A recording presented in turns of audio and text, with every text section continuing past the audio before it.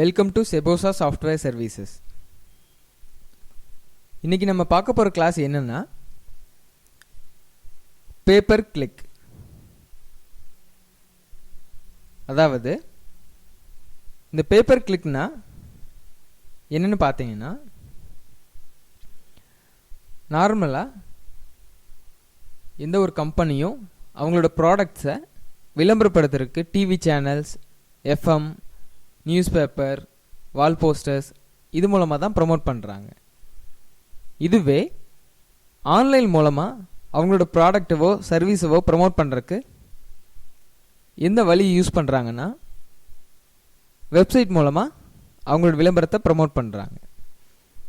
இப்போ TV channels, FM radios, news papers இது போல் மீடியாக்களில் விளம்பரப்படுத்துறதுக்கு நிறையா ஆர்கனைசேஷன்ஸ் இருக்குது.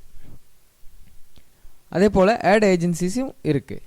அதுவே ஆன்லைனில் ப்ரொமோட் பண்ணுறதுக்கு அப்படி எதுவும் இல்லை. ஏன் அப்படின்னு பார்த்தீங்கன்னா, இண்டிவிஜுவலாக வெப்சைட் யார் வேணாலும் ஈஸியாக ரெடி பண்ண முடியும். அப்போது எல்லாரோட வெப்சைட்லேயும் ஒரு கம்பெனியும் போய் ஆடை ப்ரமோட் பண்ண முடியாது. ஸோ அவங்க என்ன பண்ணுறாங்கன்னா, அவங்களோட ஆடை ஒரு சில பெரிய கம்பெனிஸ்கிட்ட கொடுக்குறாங்க.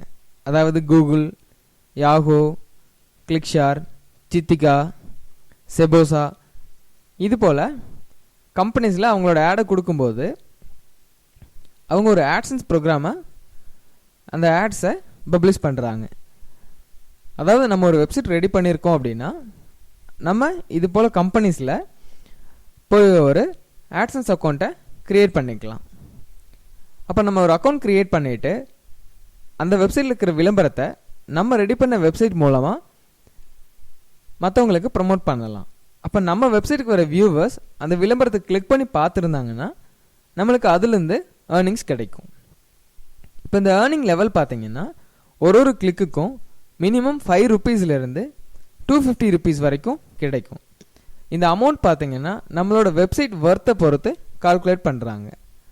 அதாவது நம்ம வெப்சைட்டுக்கு எவ்வளோ மெம்பர்ஸ் வர்றாங்க, நம்ம வெப்சைட்டுக்கு டிராஃபிக் எப்படி இருக்குது, நம்ம வெப்சைட்டில் கண்டென்ட்ஸ் எப்படி இருக்குது, இதெல்லாம் பேஸ் பண்ணி தான் இந்த அமௌண்ட் கால்குலேட் பண்ணுறாங்க. ஸோ அதனால் நம்ம வெப்சைட்டுக்கு எவ்வளோ விசிட்டர்ஸ் இன்க்ரீஸ் பண்ணுறோமோ அந்த அளவுக்கு நம்மளுக்கு இதிலேருந்து ஏர்னிங்ஸ் கிடைக்கும். ஸோ இந்த பேப்பர் கிளிக்கில் நம்ம வெப்சைட் டிராஃபிக்கை ஸ்ட்ராங் பண்ணால் ஈஸியாக நிறைய ஏர்ன் பண்ண முடியும். இதுக்கு நிறைய வழிகள் இருக்குது.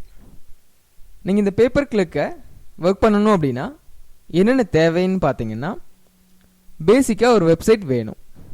ஏன்னா வெப்சைட் இருந்தால் மட்டும்தான் நம்ம பேப்பர் கிளிக் அக்கௌண்ட்டை க்ரியேட் பண்ண முடியும்.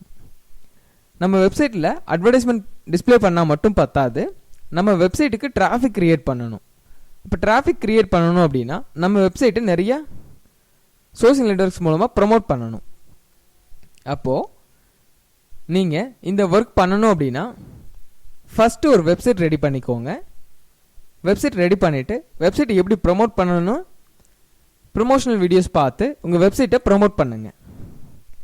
ப்ரமோட் பண்ணிவிட்டு உங்கள் வெப்சைட்டுக்கு மினிமம் பெர் டே ஒரு 30 மெம்பர்ஸாவது பார்க்குறாங்க அப்படின்னா நீங்கள் இந்த பேப்பர் கிளிக்கை ஒர்க் பண்ண ஆரம்பிக்கலாம். அதாவது இந்த பேப்பர் கிளிக் வெப்சைட்டில் உங்களோட பிளாக் ஐடியை வச்சு ஒரு அக்கௌண்ட் க்ரியேட் பண்ணிவிட்டு இந்த ஒர்க்கை நீங்கள் ஆரம்பிக்கலாம். அதெல்லாம் எப்படிங்கிறத நம்ம வர வீடியோஸில் பார்க்கலாம். தேங்க்யூ.